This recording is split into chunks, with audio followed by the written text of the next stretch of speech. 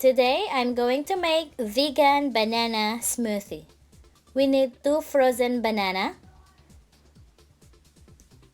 Add 3 organic dates. This will serve as our sweetener in the smoothie. 1 tablespoon chia seeds.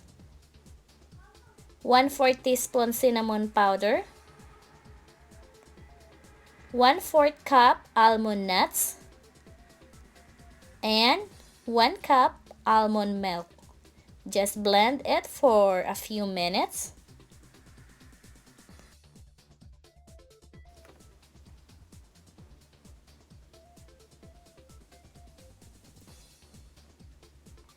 Here is our vegan banana smoothie.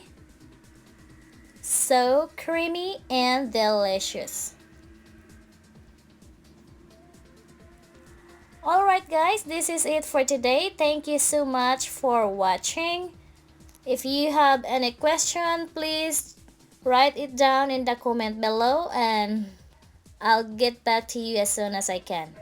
Thank you! And also check the shout out channel here that we have. They are very nice channel and I'm sure you will learn a lot also from them.